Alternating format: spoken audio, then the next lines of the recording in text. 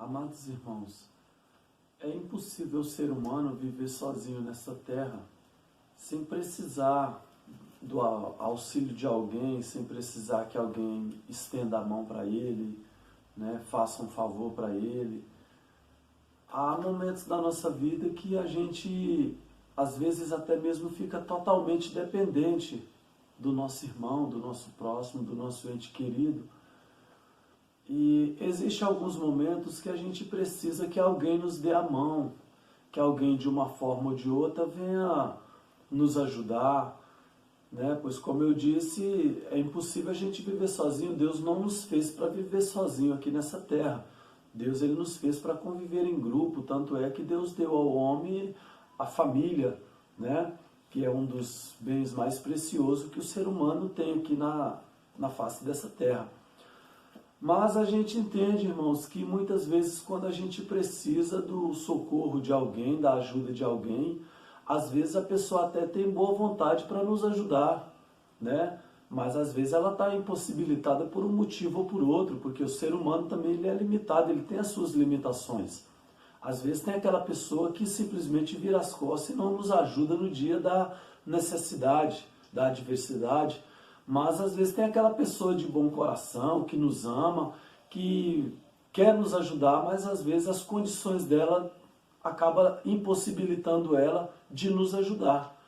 Mas eu quero falar aqui de alguém que pode nos ajudar, independente de qualquer coisa, né? Porque, como eu disse, a gente precisa de ajuda, a gente precisa de auxílio, a gente precisa de um socorro de alguém em muitos momentos da nossa vida. Vamos lá. Salmo 46 diz: Deus é o nosso refúgio e fortaleza, socorro bem presente na angústia. Pelo que não temeremos, ainda que a terra se mude e ainda que os montes se transportem para os meios dos mares. Olha bem, meus amados irmãos, que a palavra de Deus ela está dizendo aqui que no dia da angústia, no dia da adversidade, que Deus ele é o nosso socorro.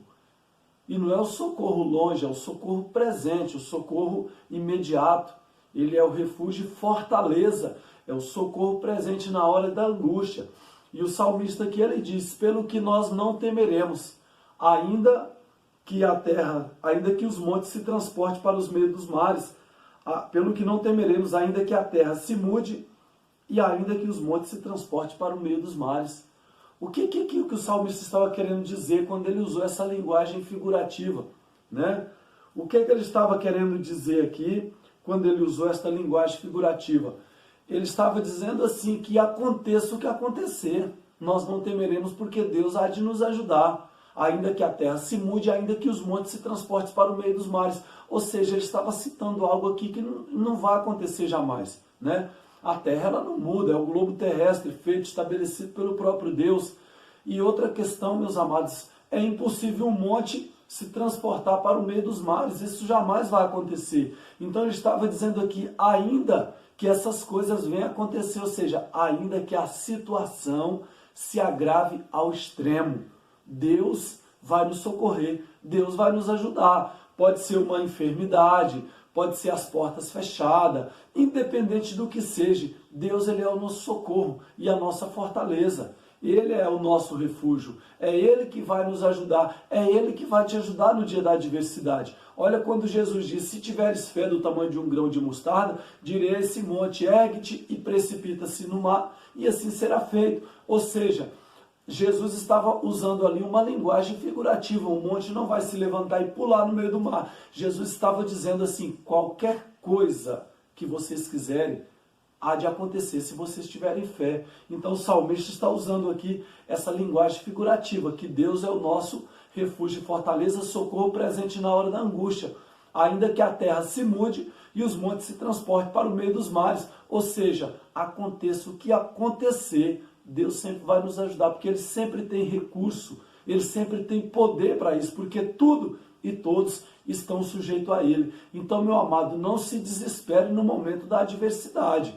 Não se desespere quando as coisas aos seus olhos estiver complicada. Fique em paz, porque o socorro de Deus virá sem desculpa nenhuma. Aconteça o que acontecer, o socorro de Deus vai chegar na tua vida e Deus vai te ajudar a vencer os problemas e as lutas em nome de Jesus. Amém?